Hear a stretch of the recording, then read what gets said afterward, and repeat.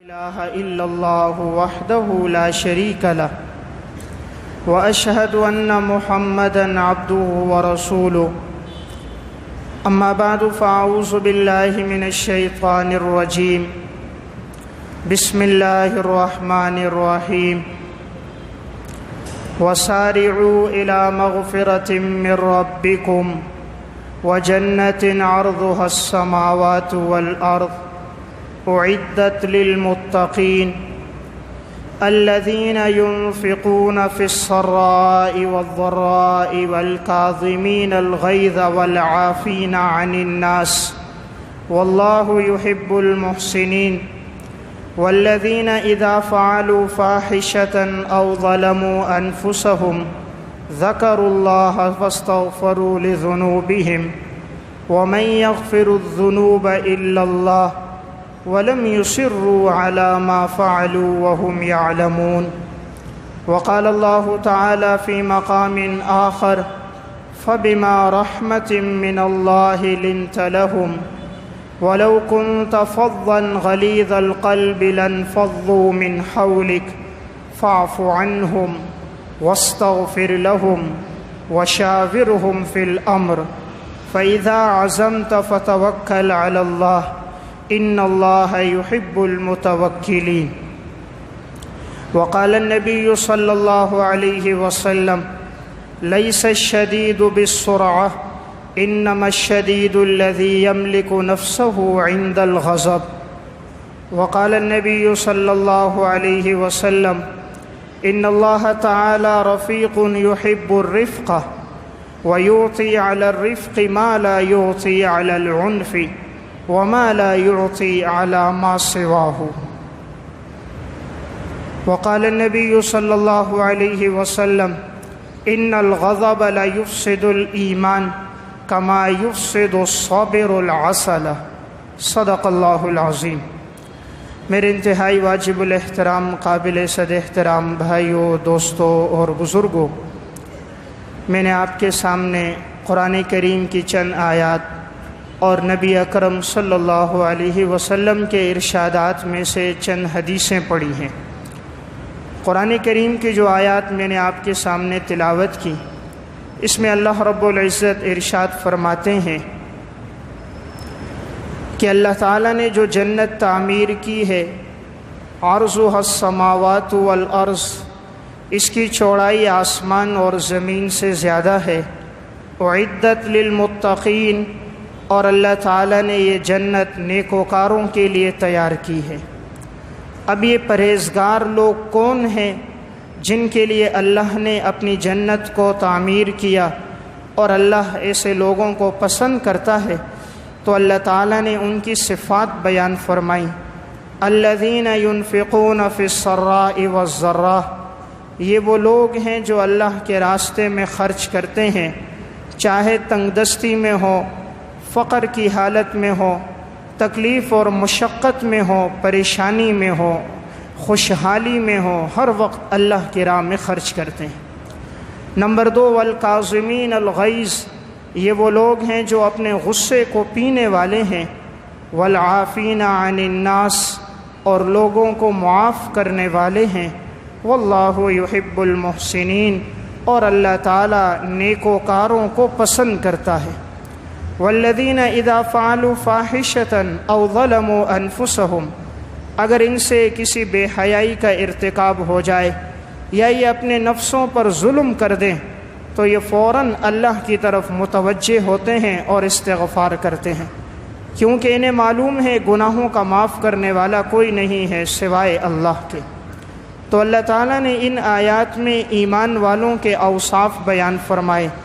ان اوصاف میں ایک وصف ہے والکاظمین الغیظ، اپنے غصے کو پینے والے، والعافین عن الناس، لوگوں کو معاف کرنے والے، واللہ یحب المحسنین، اور اللہ نیکوکاروں کو پسند کرتا ہے۔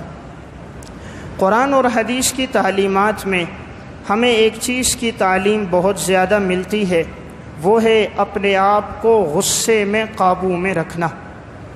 شریعت یہ نہیں کہتی کہ انسان اپنے آپ سے غصے کو بالکل ختم کر دے، بلکہ شریعت کی تعلیمات ہیں کہ غصہ ہو لیکن اپنی وجہ سے نہ ہو، اپنی ذات کی وجہ سے غصہ نہ ہو، غصہ ہو تو دین کی وجہ سے ہو، کفر کے مقابلے میں غصہ ہو۔ اشداء علی الکفار کہ ایمان والے وہ ہوتے ہیں جو کفر کے مقابلے میں سخت ہوتے ہیں، اپنے لوگوں پر رحماء بینہم ان کے دل بڑے نرم ہوتے ہیں۔ تو اس لیے میں عرض کر رہا تھا، ایمان والوں کی صفت ہے اپنے غصے کو پینا۔ شریعت یہ نہیں کہتی کہ غصہ بالکل ختم ہو جائے، اس لیے کہ اگر غصہ نہ ہو تو انسان پھر کفر کے مقابلے میں، شریعت کے خلاف امور میں پھر انسان کیسے ان کی اصلاح کرے گا؟ تو وہاں تو غصہ چاہیے۔ دین یہ چاہتا ہے کہ اپنے مسلمان بھائیوں کے ساتھ جب گفتگو ہو، معاملات ہوں، تو اس میں غصہ نہ ہو، بلکہ ان کے ساتھ بات نرمی کے ساتھ، محبت اور پیار کے ساتھ کی جائے۔ تو اللہ تعالیٰ نے ایمان والوں کے اوصاف میں یہ بات بیان فرمائی، والکاظمین الغیظ، یہ وہ لوگ ہیں جو اپنے غصے کو پینے والے ہیں، والعافین عن الناس، اور لوگوں کو معاف کرنے والے ہیں، واللہ یحب المحسنین، اور اللہ ایسے نیکوکاروں سے محبت کرتا ہے۔ دوسرے مقام پر اللہ رب العزت نے آپ صلی اللہ علیہ وسلم کو خطاب کر کے فرمایا، فَبِمَا رَحْمَةٍ مِّنَ اللَّهِ لِنْتَ لَهُمْ، اللہ رب العزت کی آپ کے اوپر خصوصی رحمت ہے کہ اللہ نے آپ کو نرم مزاج بنایا ہے۔ وَلَوْ كُنْتَ فَظًّا غَلِيظَ الْقَلْبِ، اللہ تعالیٰ آپ صلی اللہ علیہ وسلم کو خطاب کر کے فرماتے ہیں کہ محبوب، اگر آپ کا مزاج سخت ہوتا، آپ کی گفتگو سخت ہوتی، آپ کا لب و لہجہ سخت ہوتا، لَانفَضُّوا مِنْ حَوْلِكَ، تو یہ صحابہ آپ کے ارد گرد سے منتشر ہو جاتے۔ یہ جو آج صحابہ کا جمگھٹا آپ کے ساتھ ہے، یہ محبت کرنے والے پروانے جو شمع کے ارد گرد موجود ہیں، یہ اس وجہ سے ہیں کہ آپ کا مزاج نرم ہے۔ فَبِمَا رَحْمَةٍ مِّنَ اللَّهِ لِنْتَ لَهُمْ، اللہ کی رحمت ہے کہ اللہ نے آپ کو نرم مزاج بنایا۔ اس سے معلوم ہوا اللہ جب کسی پہ رحمت کرتا ہے، کسی سے محبت کرتا ہے، تو اس کے مزاج کو نرم بنا دیتا ہے، اور جب اللہ کسی سے نفرت کرتا ہے تو اس کے مزاج کو سخت بنا دیتا ہے۔ وَلَوْ كُنْتَ فَظًّا غَلِيظَ الْقَلْبِ، اگر آپ کا دل سخت ہوتا، آپ کے لب و لہجے میں سختی ہوتی، لَانفَضُّوا مِنْ حَوْلِكَ، تو یہ صحابہ آپ کے ارد گرد سے منتشر ہو جاتے۔ تو اللہ نے آپ صلی اللہ علیہ وسلم کو خطاب کر کے فرمایا کہ آپ اپنے مزاج میں نرمی لے کر آئیں۔ باوجود یہ کہ آپ صلی اللہ علیہ وسلم بڑے نرم مزاج والے تھے، لیکن اللہ رب العزت پھر بھی آپ کو فرما رہے ہیں کہ آپ اپنے مزاج میں نرمی لائیے، اگر سختی ہوگی تو یہ صحابہ ارد گرد سے منتشر ہو جائیں گے۔ جس طرح حضور کو کہا کہ اگر آپ کے مزاج میں سختی ہو تو یہ صحابہ ارد گرد سے چلے جائیں گے، اسی طرح اگر کسی ادارے کے اندر بڑے کے مزاج میں سختی ہو، محتمم سخت مزاج ہو، تو اساتذہ اور طلبہ چلے جائیں گے۔ کسی فیکٹری کے اندر اگر منیجر سخت ہوگا، سپروائزر سخت ہوگا، تو کام کرنے والے ماتحت چلے جائیں گے۔ کسی بھی ادارے کے اندر اگر کوئی سخت ہوگا تو جو نیچے کام کرنے والے افراد ہوں گے یہ منتشر ہو جائیں گے۔ اس لیے اللہ نے اصول بیان کیا، مزاج میں نرمی لائیے، گفتگو میں نرمی لائیے، تاکہ یہ لوگ آپ کے ارد گرد رہیں۔ آپ صلی اللہ علیہ وسلم نے ارشاد فرمایا، آپ نے فرمایا کہ ان الغضب لیفسد الایمان، غصہ انسان کے ایمان کو اس طرح خراب کر دیتا ہے، کما یفسد الصبر العسل، جس طرح ایلوا شہد کو خراب کر دیتا ہے۔ ایلوا ایک کڑوی جڑی بوٹی ہے، یہ زبان پر انسان تھوڑی سی رکھ دے تو کڑواہٹ گلے تک محسوس ہوتی ہے، اور اگر قریب میں کوئی اس کو کوٹے تو اتنی کڑواہٹ ہوتی ہے کہ دوسرا اس کو محسوس کرتا ہے۔ تو آپ صلی اللہ علیہ وسلم نے فرمایا، جس طرح ایلوا شہد میں ڈال دو تو شہد خراب ہو جاتا ہے، اس طرح اگر کسی مومن کے مزاج میں غصہ آ جائے تو اس کا ایمان خراب ہو جاتا ہے۔ تو آپ صلی اللہ علیہ وسلم نے ایمان کی علامت یہ بیان فرمائی کہ وہ اپنے آپ کو غصے سے بچاتا ہے۔ آپ نے فرمایا لیس الشدید بالسرعہ، وہ شخص پہلوان نہیں ہے جو دشمن کے مقابلے میں لڑتے ہوئے اپنے مد مقابل کو نیچے گرا دے اور اس کی کمر زمین سے لگا دے۔ آپ نے فرمایا وہ پہلوان نہیں۔ انما الشدید الذی یملک نفسہ عند الغضب، پہلوان تو وہ ہے جو غصے میں اپنے آپ کو قابو میں رکھے۔ آپ نے فرمایا وہ پہلوان نہیں جو دوسرے کو میدان جنگ میں گرا دے اور اس کے سینے پہ چڑھ جائے، پہلوان وہ ہے جو غصے کی حالت میں اپنے آپ کو قابو میں رکھے۔ نبی اکرم صلی اللہ علیہ وسلم نے ارشاد فرمایا ان اللہ تعالی رفیق یحب الرفق، اللہ تعالیٰ نرم مزاج ہے اور نرمی کو پسند کرتا ہے۔ وَيُعْطِي عَلَى الرِّفْقِ مَا لَا يُعْطِي عَلَى الْعُنْفِ، اور نرمی پر وہ عطا کرتا ہے جو اللہ سختی پر عطا نہیں کرتا، اور نہ ہی اللہ نرمی کے علاوہ کسی اور چیز پہ وہ عطا کرتا ہے جو اللہ نرمی پہ دیتا ہے۔ اسی لیے آپ صلی اللہ علیہ وسلم نے ارشاد فرمایا جہاں کہیں نرمی آتی ہے وہ چیز خوبصورت بن جاتی ہے، اور جہاں سے نرمی نکال دی جائے تو وہ چیز عیبدار ہو جاتی ہے۔ تو کسی چیز کی خوبصورتی اور تزئین آپ نے فرمایا نرمی سے ہے، اور کسی چیز کی بدصورتی آپ نے فرمایا سختی سے ہے۔ آپ نے خوبصورتی میں یہ نہیں بیان کیا کہ رنگ و روگت اچھی ہو تو خوبصورتی ہے، اور اگر اس پہ مٹیریل اچھا لگا دیا تو وہ خوبصورت ہو گئی، آپ نے یہ نہیں فرمایا۔ آپ نے فرمایا خوبصورتی کا تعلق نرمی سے ہے، جس میں نرمی ہے اس میں خوبصورتی ہے، اور جس میں نرمی نہیں ہے آپ نے فرمایا اس میں کوئی خوبصورتی نہیں ہے۔ سنن ابی داؤد کی روایت ہے، رسول اللہ صلی اللہ علیہ وسلم نے ارشاد فرمایا کہ جو شخص من کظم غیظا وہو قادر علی ان ینفذہ، جو شخص اپنے غصے کو پیے اس حال میں کہ وہ قادر تھا، اپنے غصے کو نافذ کر سکتا تھا، لیکن اس کے باوجود وہ اپنے غصے کو پیتا ہے، آپ صلی اللہ علیہ وسلم نے فرمایا دعاہ اللہ یوم القیامت، اللہ تعالیٰ قیامت کے دن اسے بلائے گا علی رؤوس الخلائق، تمام لوگوں کے سامنے، حتی یتخیر بین الحور العین ما شاء، اللہ اختیار دے گا حور عین میں سے جس سے چاہو اس کو پسند کر لو اپنے لیے۔ آپ صلی اللہ علیہ وسلم نے فرمایا جس نے غصے کو قابو کیا، باوجود یہ کہ وہ قادر تھا، اپنے غصے کو نافذ کر سکتا تھا، لیکن اس کے باوجود غصے کو پی لیا، من کظم غیظا وہو قادر علی ان ینفذہ، نافذ کر سکتا تھا لیکن پی لیا، دعاہ اللہ یوم القیامہ، اللہ قیامت کے دن تمام لوگوں کے سامنے اسے بلائے گا، حضرت آدم سے لے کر رسول اللہ صلی اللہ علیہ وسلم تک تمام لوگ موجود ہوں گے، اور اللہ تعالیٰ اسے اعزاز دے گا کہ حور عین میں سے جس حور کو چاہو اپنے لیے پسند کر دو۔ تو یہ اتنا بڑا اعزاز کس وجہ سے ملا؟ من کظم غیظا، اس نے غصے کو قابو میں رکھا۔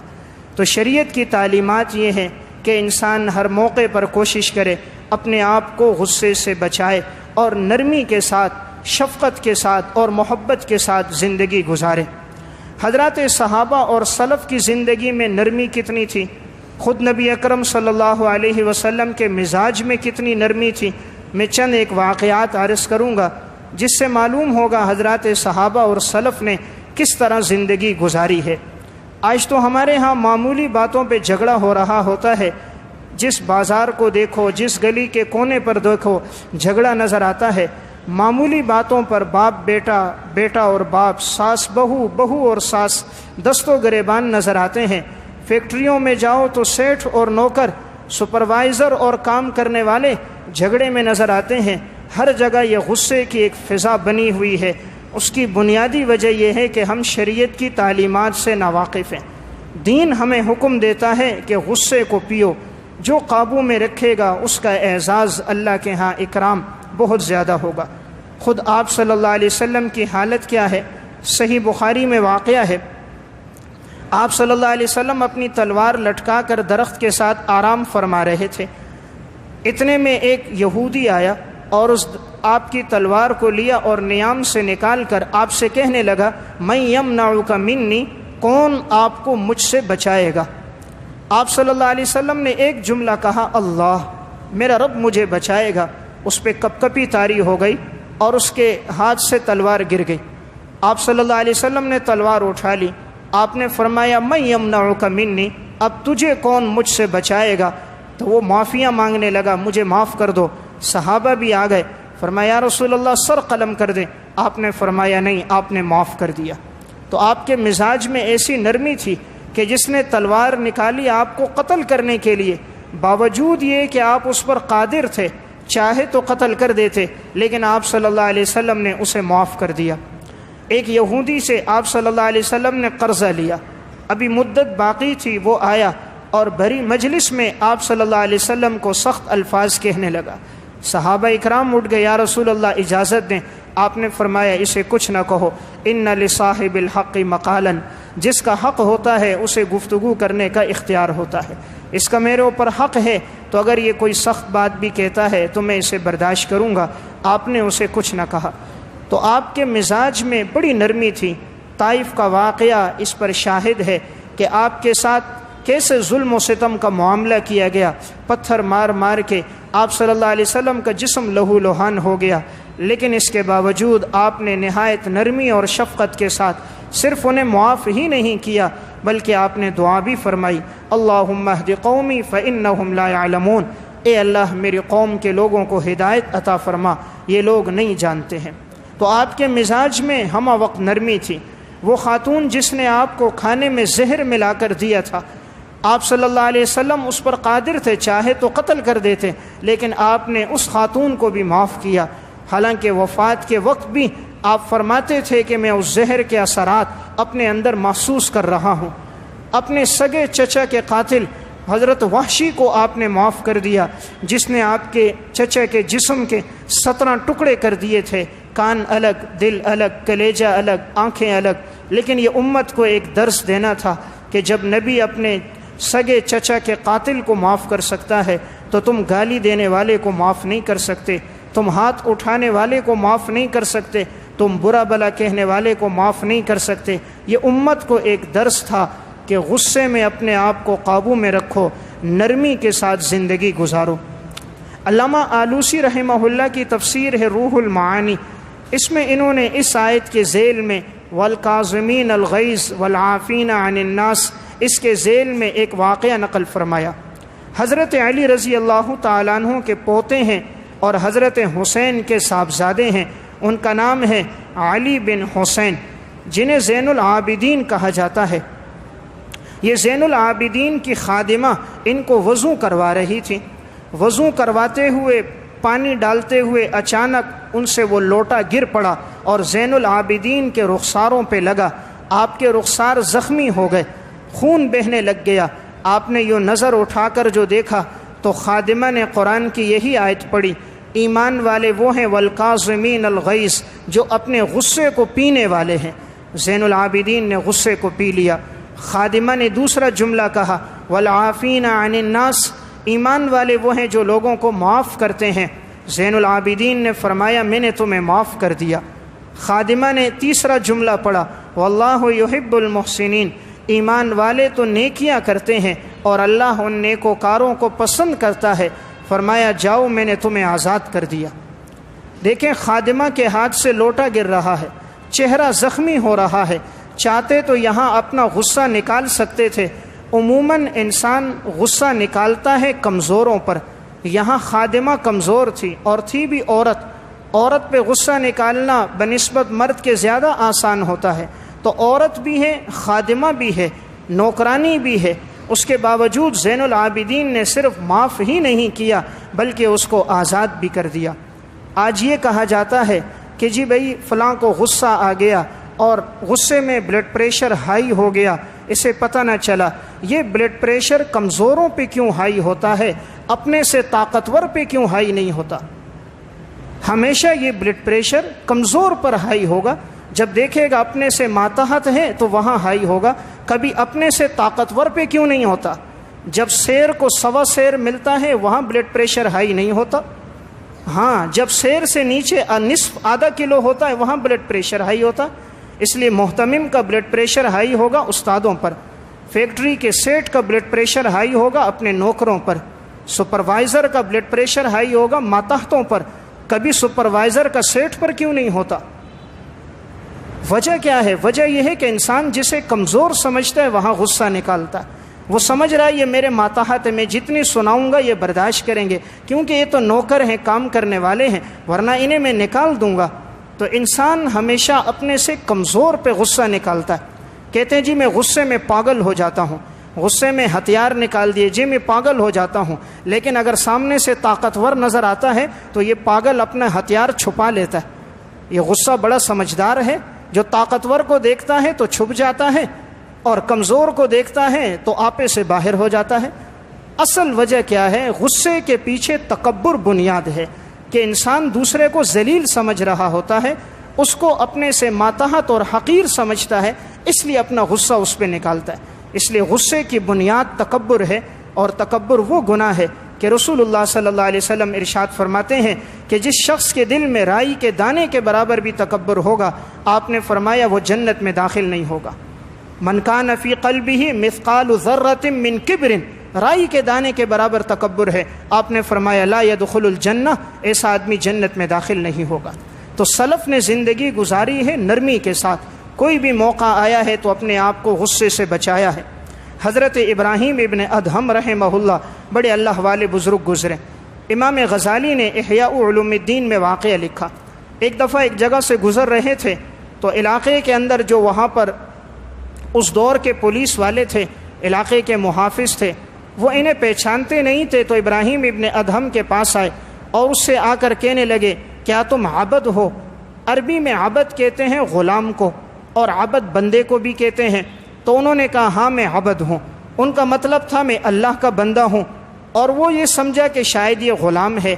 تو انہوں نے اس سے پوچھا بتاؤ آبادی کہاں پر ہے اور انسان کا ٹھکانہ کون سا ہے؟ تو انہوں نے قبرستان کی طرف اشارہ کیا کہ یہ اصل آبادی کی جگہ ہے، انسان جانے کے بعد یہاں جا کر ہمیشہ کے لیے آباد ہو جاتا ہے۔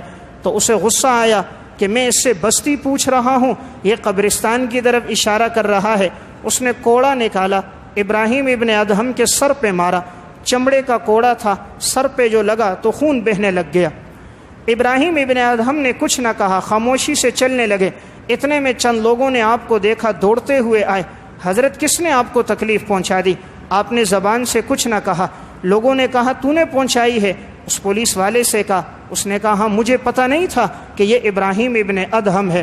وہ قدموں میں گرا کہ حضرت مجھے معاف کر دو۔ حضرت نے فرمایا ہاں میں نے تجھے معاف کر دیا ہے، اس لیے کہ تیری وجہ سے مجھے ایک اللہ کے ہاں اجر ملا۔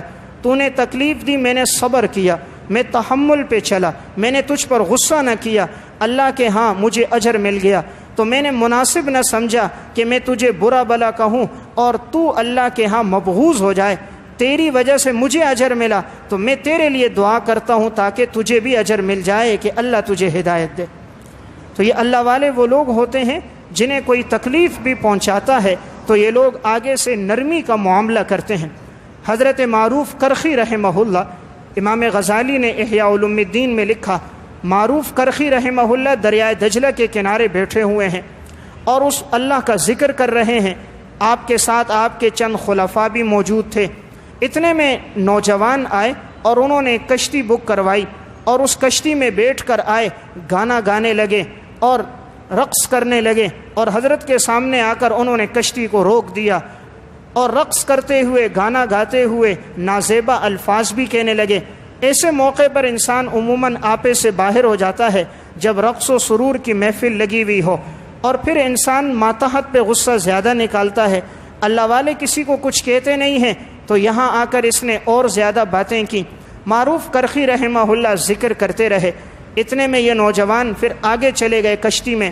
آپ کے خلفاء جو بیٹھے تھے ان میں سے کسی نے کہا حضرت آپ ان کے لیے بد دعا کر دو کہ اللہ ان کی کشتی کو الٹ دے تاکہ یہ جتنے لوگ ہیں سب کے سب ڈوب جائیں۔ انہیں پتہ نہیں آپ کا مقام اللہ کے ہاں کتنا زیادہ ہے اور یہ آپ کا مذاق اڑا رہے ہیں، آپ کے سامنے رقص کر رہے ہیں۔ حضرت معروف کرخی رحمہ اللہ نے ہاتھ اٹھائے اور کہا اے اللہ تو نے جس طرح ان کو دنیا میں خوشیاں دی ہیں، اے اللہ تو ان کو آخرت میں بھی خوشیاں عطا کر۔ اے اللہ تو نے جس طرح دنیا میں ان کو خوشیاں دی ہیں آخرت میں بھی خوشیاں عطا کر۔ انہوں نے کہا حضرت آپ تو دعا دے رہے ہو۔ فرمایا میں نے جو کہا آخرت میں خوشیاں دے، آخرت کی خوشیاں تب ملے گی جب توبہ کی توفیق ہوگی، تو جب اس کو اللہ توبہ کی توفیق دے دے، ہدایت پر آ جائیں، تو ہم بھلا کیوں ان کے لیے بد دعا کریں؟ تو دیکھیں ان کا اپنی طرف سے برتاؤ کیسا تھا، اور معروف کرخی رحمہ اللہ کا عمل کیسا تھا۔ حضرت ذوالنون مصری رحمہ اللہ بڑے اللہ والے بزرگ گزرے ہیں۔ ایک دفعہ کشتی میں سفر کر رہے تھے، حضرت نے حلق کروایا ہوا تھا، سر پہ بال نہیں تھے، تو کشتی میں سفر کرتے ہوئے سر جھکایا ہے، ذکر کر رہے ہیں، اتنے میں ایک بچہ آیا، چونکہ سر پہ حلق تھا تو آ کر حضرت کے سر پر ایک چانٹا مارا، پھر دوسرا بچہ آیا اس نے مارا، تیسرا آیا اس نے مارا، اب نوجوان بھی آ گئے، کوئی آتا اوپر سر میں دائیں طرف سے، کوئی بائیں طرف سے۔ حضرت کے خلفاء تھے، انہوں نے کہا حضرت اجازت دیجئے تاکہ ہم انہیں کشتی سے نیچے گرا دیں، سمندر میں ڈال دیں۔ آپ نے سر جھکایا، تھوڑی دیر میں دل میں الہام ہوا، اللہ والے لوگوں کو اللہ الہام کرتا ہے، دل میں الہام ہوا کہ اے ذوالنون تو بتا، اگر تو چاہے تو ہم کشتی کو الٹ دیں، یہ جتنے لوگ یہاں موجود ہیں جو آپ کے ساتھ یہ حرکتیں کر رہے ہیں، ہم سب کو پانی میں ڈبو دیں۔ حضرت نے ہاتھ اٹھائے اور کہا اے اللہ کشتی کو نہ پلٹنا کہ یہ ڈوب جائیں، اے اللہ ان کے دلوں کی دنیا کو پلٹ دے، ان کے دلوں کو پلٹ دے کہ ان کو ہدایت مل جائے، کشتی کو نہ پلٹ کے یہ لوگ پانی میں ڈوب جائیں۔ دیکھیں کیا معاملہ ہو رہا ہے، سر پہ مار رہے ہیں۔ ایسے وقت میں انسان کو کیسا غصہ آتا ہے جب بچے بھی جوان بھی یہ حرکت کریں، لیکن اللہ والے وہ ہیں جو غصے کو پینے والے ہیں۔ والکاظمین الغیظ والعافین عن الناس، جو غصے کو پیتے ہیں، لوگوں کو معاف کرتے ہیں۔ اصل آدمی یہ ہے طاقتور، غصے میں قابو میں رہنے والا۔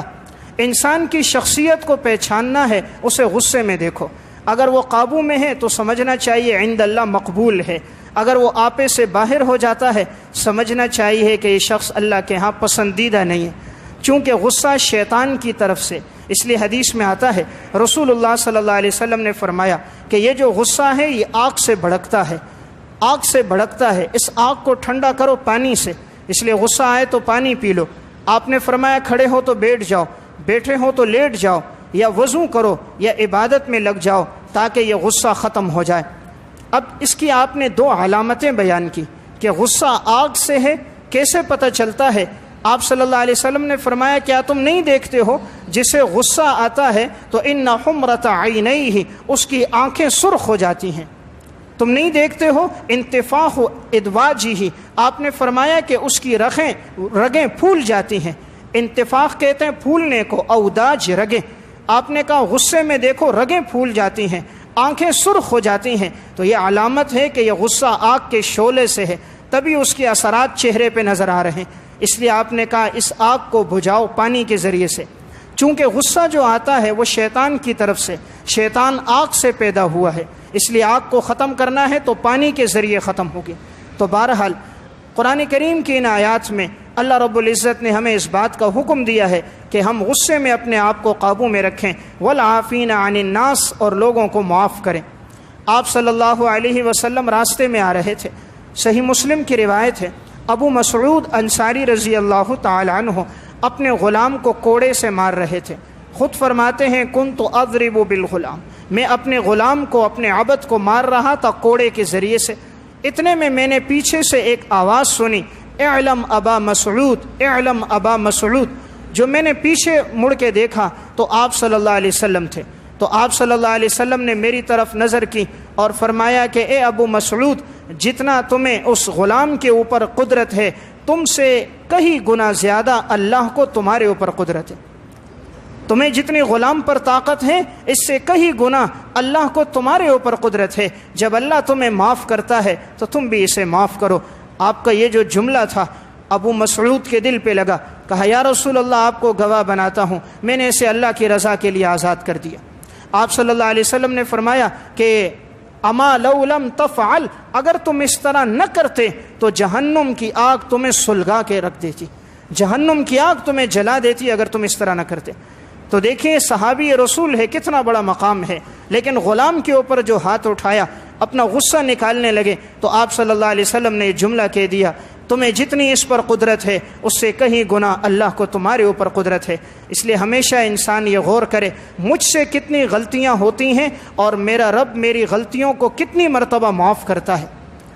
غلام سے تو تھوڑی سی خطا ہوتی ہے، اس کی نوکری کا ٹائم 8 بجے تھا، وہ 8:10 پر آ گیا، چلو 10 منٹ کی خطا ہو گئی، ہم نے کس طرح اسے ماں بہن بیٹی کی گالیاں سنا دی، ہم نے کتنا اسے ذلیل کر دیا۔ انسان دن میں کتنی خطائیں کرتا ہے۔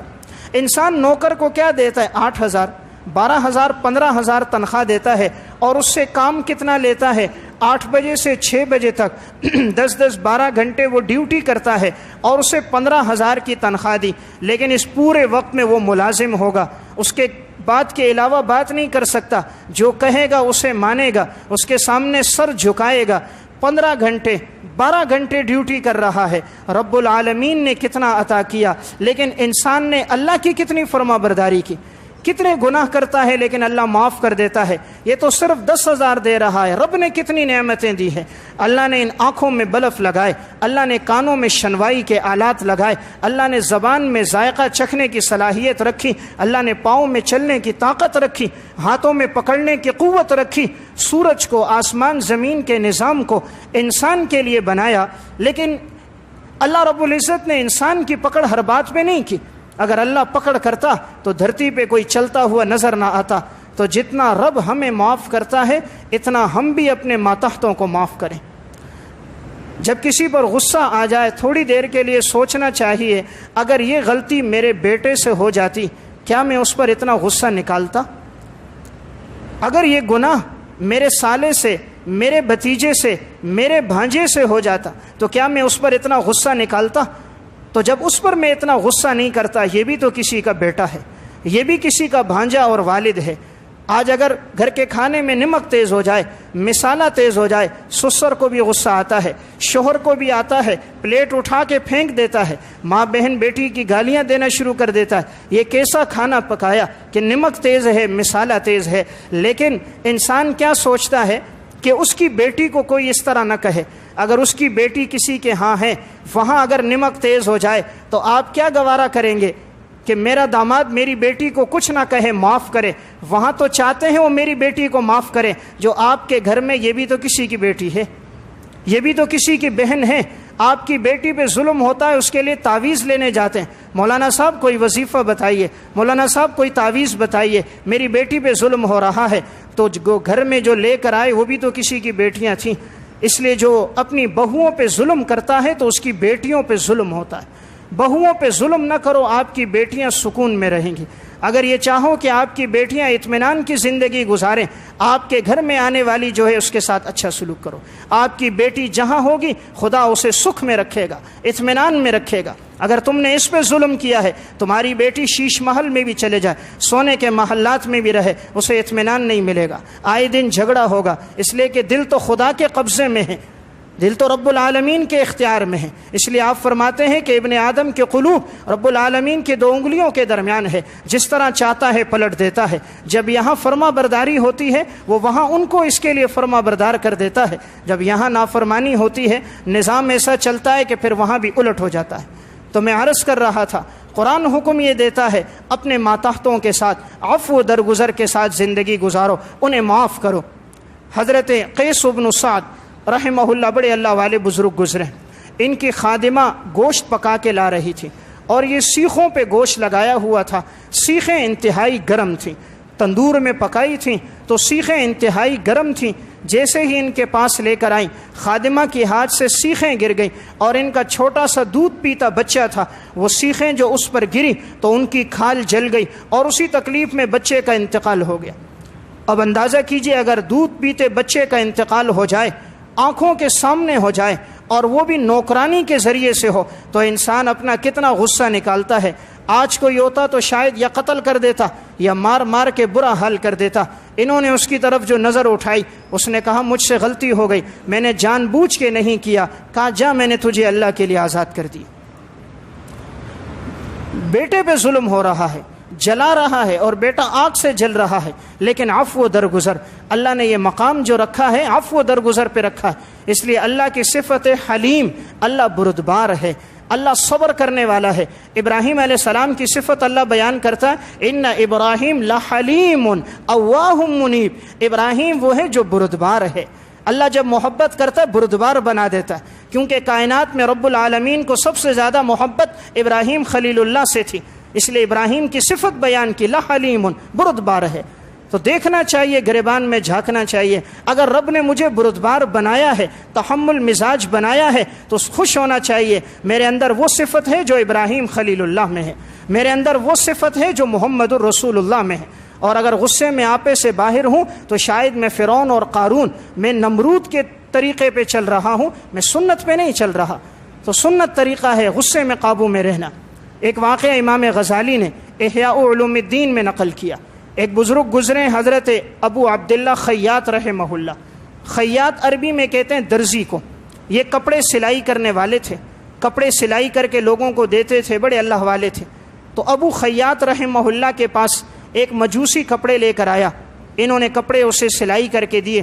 مجوسی نے ان کو جو درہم دیے وہ کھوٹے درہم تھے، اصلی نہیں تھے، نقلی درہم تھے۔ ابو عبداللہ نے وہ درہم لیے، کپڑے ان کے حوالے کر دیے۔ وہ تو سمجھا میں نے ان کو دھوکہ دے دیا، ان کو پتہ نہ چلا کہ یہ اصل رقم ہے یا نقل رقم ہے۔ انہیں تو معلوم تھا، انہیں کچھ نہ کہا، وہ چلے گئے۔ پھر جوڑا لے کر آئے، انہوں نے بنا کے دیا۔ 1 سال ایسا ہوتا رہا، وہ کپڑے لاتا، یہ بنا کر دیتے، وہ کھوٹے درہم دیتا اور یہ اسے کچھ نہ کہتے۔ ایک دفعہ ایسا ہوا، وہ کپڑے دے کر چلا گیا۔ اتفاق سے اس وقت ابو عبداللہ دکان پہ نہیں تھے، مسجد میں تھے۔ اب اس کے کپڑے بنا دیے گئے، جب وہ لینے آیا تب بھی ابو عبداللہ دکان پہ نہیں تھے۔ تو جو ان کے ساتھ کام کرنے والا تھا، تو جب اس مجوسی نے ان کو کھوٹے درہم دیے، اس نے کہا یہ تو کھوٹے ہیں، واپس کر دیے، اصل درہم لے کر آؤ۔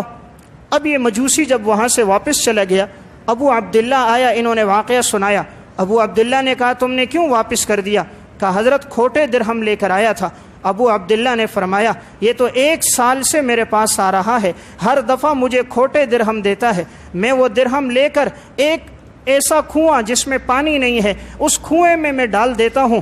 میں یہ چاہتا ہوں اس کو تکلیف نہ پہنچے، اور یہ کھوٹے درہم کسی اور مسلمان کو نہ دے کہ اس کو تکلیف پہنچ جائے، اس لیے میں خود تکلیف برداشت کرتا ہوں۔ میں اس کو تکلیف دینا یا کسی اور مسلمان کو تکلیف دینا گوارا نہیں کرتا۔